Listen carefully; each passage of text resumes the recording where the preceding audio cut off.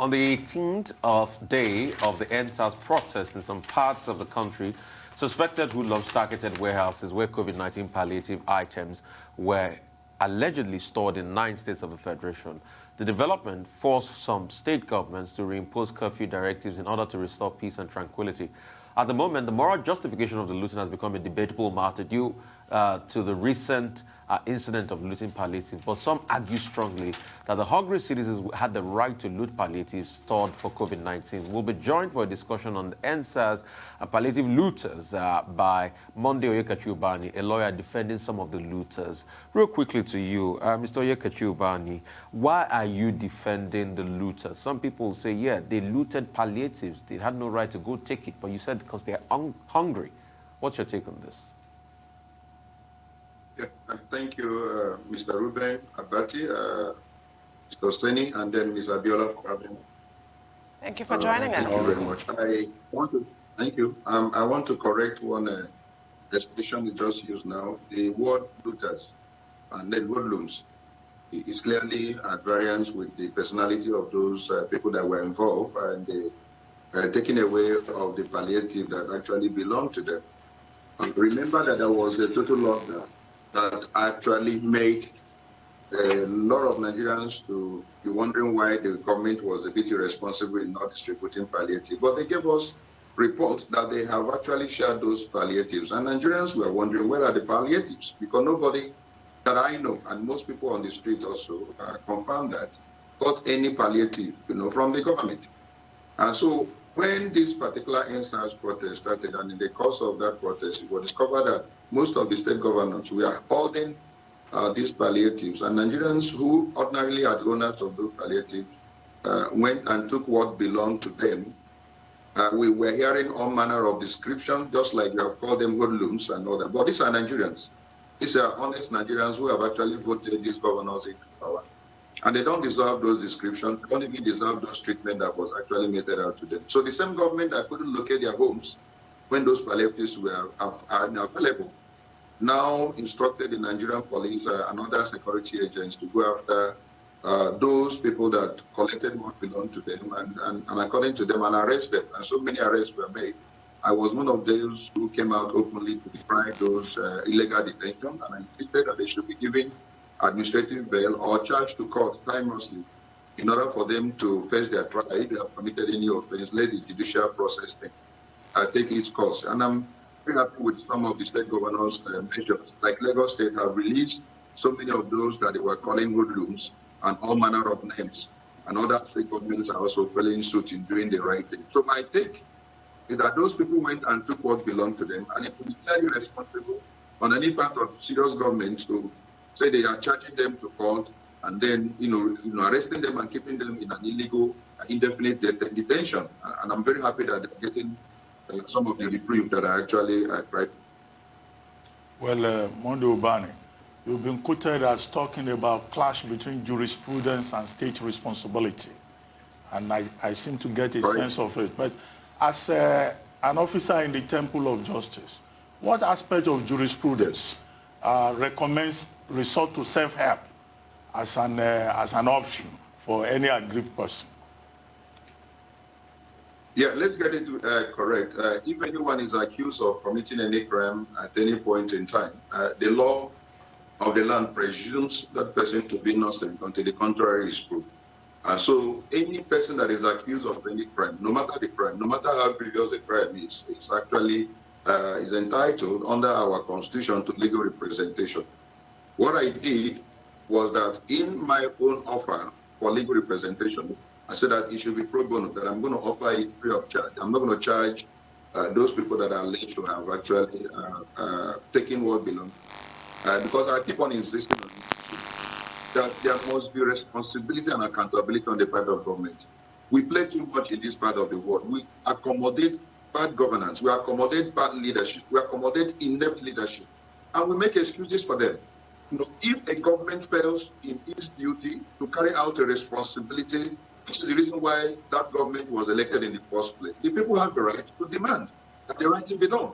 Now, how could you hold things that are supposed to be given to the people? To the extent that some sachets of Gary and all that were found to have expired.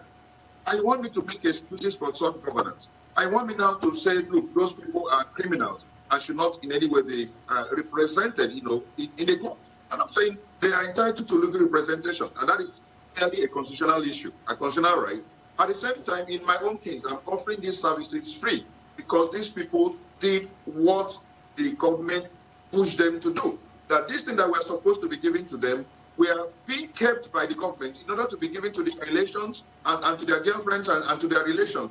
And that these were meant for Nigeria that actually voted for them in the first place. So it is attitude like this that we give government to get sense and begin to act responsibly. If people like us begin to support that the people must always insist on accountability, on government doing the right thing, government become very sensitive. For the moment we become so careless in our attitude and even addressing the issue of governance, these people will keep on taking us for a ride. I feel so offended in the spirit that these things were given out to be given to the people, but government they were hiding this thing.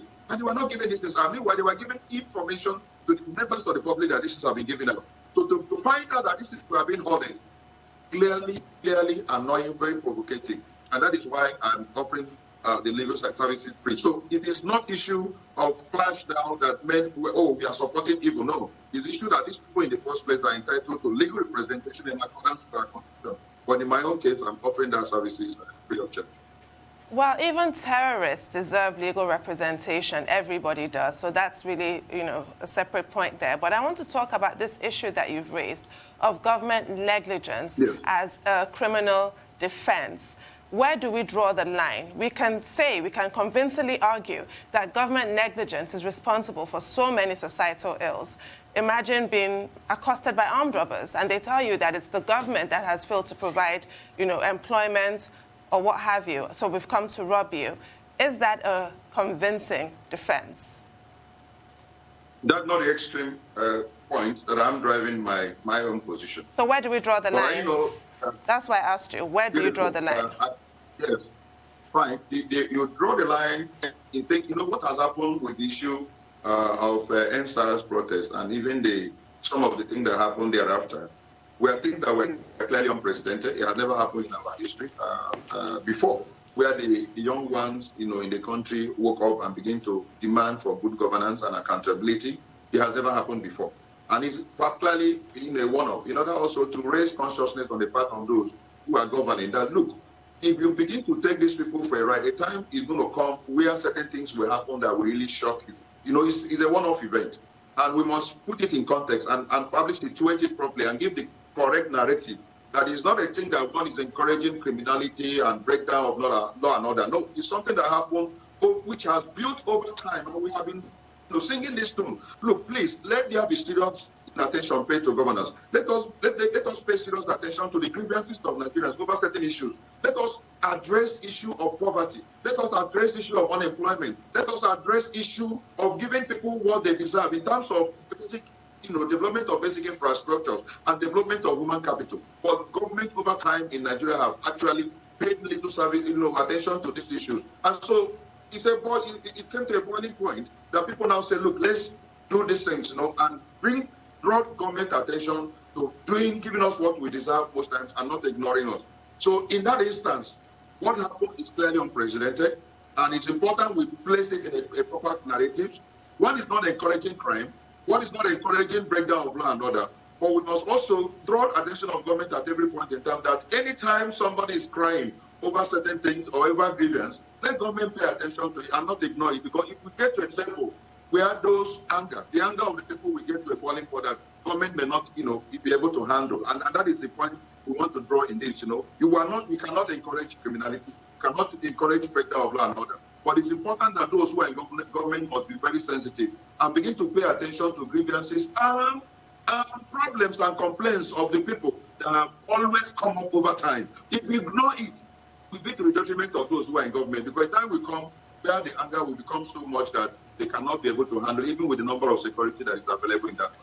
All right, I want to quickly take your reaction as regards the freezing of some NSAS protesters' accounts. What's your take on that as we wrap up? Yes, I think that is, again, very insensitive and clearly wrong.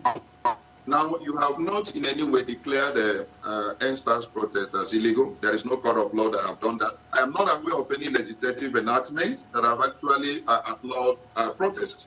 And now you have not in any way, either at the state level or federal level, at the federal level, no law has been enacted that stop what happened during those days as illegal. So on what basis are you now freezing those accounts? What was the story? The story you now told the court was that it was act of terrorism. For God's sake, what took place in all those times that were peaceful? Was it act of terrorism? Were they right in that description? And that's why, again, I am clearly very upset, with the issue of our judiciary.